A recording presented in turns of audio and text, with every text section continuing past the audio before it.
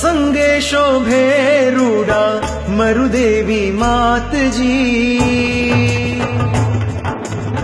संगे शोभे रूडा मरुदेवी मातजी आंगण उत्सव बनी आवो ऋषभजी आंगण उत्सव बनी आवो ऋषभजी हो संगे शोभे रूडा मरुदेवी मातजी आंगण उत्सव बनी आवो ऋषभजी आंगण उत्सव बनी आवो ऋषभजी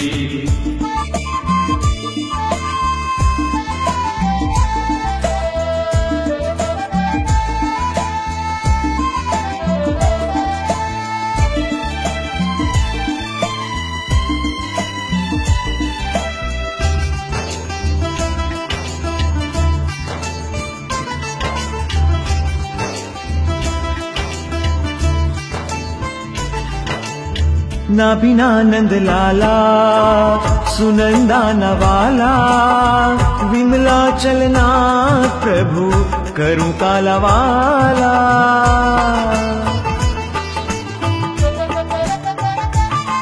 हो नाभिना नंद लाला सुनंदा મહાપુરુષોના દેદીપ્યમાન એવા અક્ષરદેહનું આલંબન લઈને એ અક્ષરદેહના મહાસાગરમાં ડૂબકી મારીને એ અમૃતની અંજલિ પીને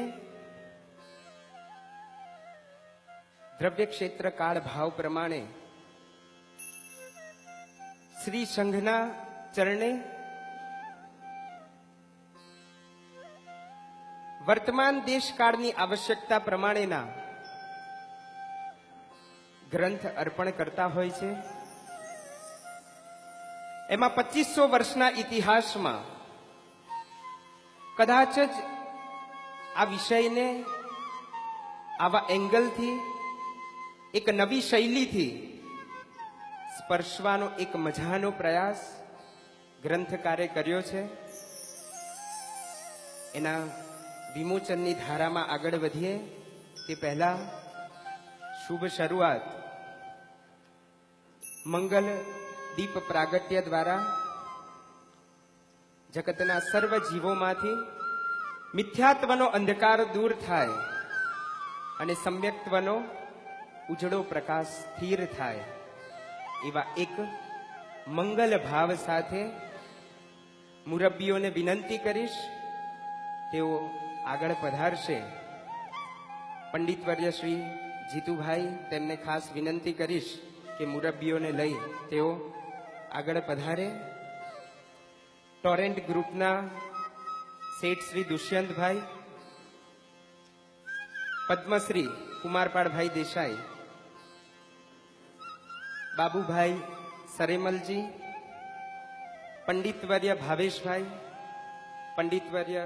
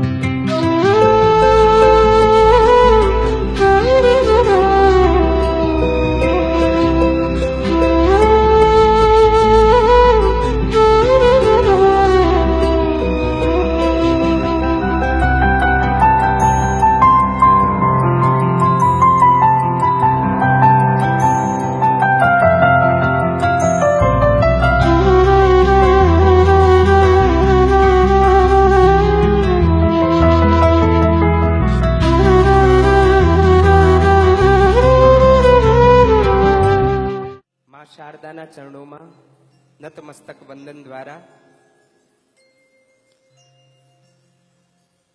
શ્રુતનું આ ઉજમણું એમાં કંઈક આગળ વધવાનો પ્રયાસ કરીએ. પહેલો પ્રશ્ન એ કે આ ગ્રંથ શું છે? આપણે ભેગા થયા સર્વજ્ઞ કથિત બ્રહ્માંડ, ધ રિયલ યુનિવર્સ શું છે એ ગ્રંથમાં, એના માટે સર્વપ્રથમ આપણે સમજીએ કે એ ગ્રંથને લખનાર ગ્રંથકાર કોણ છે.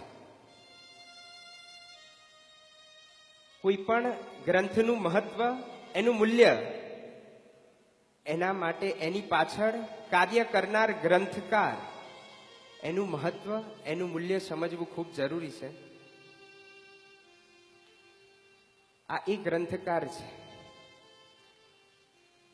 પ્રભુવીરની જાજરમાન આ જીન શાસનની વ્યવસ્થા, એમાં મહાપુરુષોના દેદીપ્યમાન અક્ષર દેહમાં મજાની ડૂબકી મારીને 4 વર્ષ સુધી ચલાયમાન થયા વિના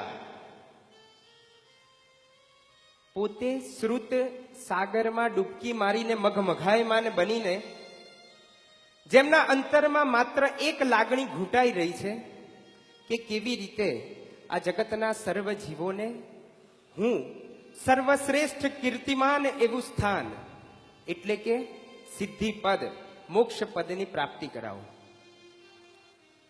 આ ગ્રંથકાર, એ ગ્રંથકારની એક નિર્મળ ભાવના, એમાંથી પ્રગટેલો આ ગ્રંથ. આ ગ્રંથકાર કોણ છે? ચારિત્ર ચૂડામણી આચાર્ય ભગવંત પ્રેમ સુરી દાદા, એમના વંશજ છે. વર્ધમાન તપોનિધિ આચાર્ય ભગવંત ભુવન ભાનુસુરેશ્વરજી મહારાજા, એમના વારસદાર છે. દીક્ષા દાનેશ્વરી ગુરુ ભગવંત હમણાં પધારશે એવા દીક્ષા દાનેશ્વરી આચાર્ય ભગવંત ગુણરત્ન સુરેશ્વરજી મહારાજા, એમના સ્વહસ્તે જેમણે રજોહરણ ગ્રહણ કર્યું છે. પૂજ્ય આચાર્ય ભગવંત રશ્મિ રત્ન સુરેશ્વરજી મહારાજા, એમના પડખા સેવીને 8 વર્ષ સુધી જેઓ સાધનાની અંદર ડૂબી ગયા હતા, અને એમના જ મોટા ભાઈ કવિરાજ મુનિરાજ શ્રી હીર રત્ન વિજયજી મહારાજ સાહેબ, કે જેઓ અદ્ભુત જીન શાસનની ભક્તિ કરી રહ્યા છે, નિત્ય નવી મજાની રચનાઓ દ્વારા, જે સરળ રીતે આજના સમયમાં આજના યુવાનોને, આજના બાળકોને, આજના વડીલોને સ્પર્શે અને તેઓ શાસનના સહજતાથી ડગ માંડી શકે એવા ગુરુ તરીકે, ગુરુ પદે મુનિરાજ શ્રી હીર રત્ન વિજયજી મહારાજ સાહેબ છે. હવે ખાસ ઓળખાણ આપવી છે એ જનેતાની. આ ખૂબ માર્મિક અને સાંભળવા જેવી વાત છે. માતા પિતા, એનું મૂલ્ય અમૂલ્ય છે.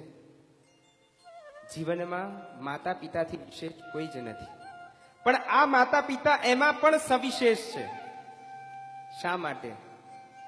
માતુશ્રી પવનબેન અને પિતાશ્રી ઓટરમલજી, એમને પણ વંદન કરવાનું મન થાય. આમ માને રૂપક આપવું હોય તો શું અપાય? આપણે રડતા હોઈએ ત્યારે સાથે રડે, હસતા હોઈએ ત્યારે સાથે હસે, એ તો કોઈ બીજું પણ હોય, પણ રડતા અને હસતા આપણને છાતીએ ચાંપી જેની આંખમાં ઝળઝળિયા આવી જાય તે તો માં. આપણને વાગ્યું હોય ત્યારે મલહમ તો કોઈ પણ ડોક્ટર લગાવી આપે, પરંતુ આપણી મસ મોટી ભૂલ થઈ હોય ત્યારે હશે બેટા કંઈ વાંધો નહીં એમ કહી આ હૃદય ઉપર ક્ષમાનો મલહમ લગાડે એવી બેસ્ટ ડોક્ટર તો એકમાત્ર માં. આપણો કોઈ કેસ લડવાનો હોય, રૂપિયા આપતા કંઈક વકીલ કેસ લડી આપે, પણ જ્યારે આપણી ભૂલ થઈ હોય અને આપણો કેસ પપ્પાની અદાલતમાં જાય ત્યારે આપણને એક તરફી જીત અપાવે, હશે નાનો છે એમ કહી આપણને જીત અપાવે એવી બેસ્ટ વકીલ તો એકમાત્ર માં. આપણને ભાવતા સેન્ડવિચ અને ભાજી પાઉં તો કોઈ પણ હોટલમાં મળી જાય, પરંતુ એની આંગળીમાંથી અમૃત ઘોળતા ઘોળતા બનાવેલી રસોઈ આપણને જમાડીને જમે એવી બેસ્ટ હોટલ તો એકમાત્ર માં. રૂપિયા આપતા ફ્લાઇટની સફર કરાવનારા પાયલોટ તો ઘણા મળી જાય, પરંતુ એક નાનકડી ઓરડીમાં એના ખોડામાં આપણું માથું રાખીને વાલ સોયો હાથ ફેરવતા ફેરવતા મીઠા મીઠા હાલરડા ગાતા ગાતા ચાંદ તારાની સફર કરાવે એવી બેસ્ટ પાયલોટ તો એકમાત્ર માં.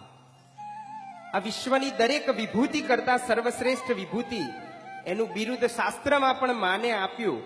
પણ આ માતા પવનબેન, અહીંયા આ માતૃત્વનો ઉલ્લેખ એટલે કરું છું કારણ કે આ ગ્રંથકાર, જેનું નામ હજી મેં નથી આપ્યું, પણ આ ગ્રંથકાર એક એવા માતાના સપૂત છે જે માતાએ પોતાના બે રત્નો શાસનને સોંપી દીધા હતા. એક દીકરો અને દીકરી શાસનને સોંપી દીધા હતા. હવે એક માત્ર દીકરો એ એમની પાસે હતો અને એ દીકરો જે ઘડપણની લાઠી હતો એને પણ શાસનને સમર્પિત કર્યું.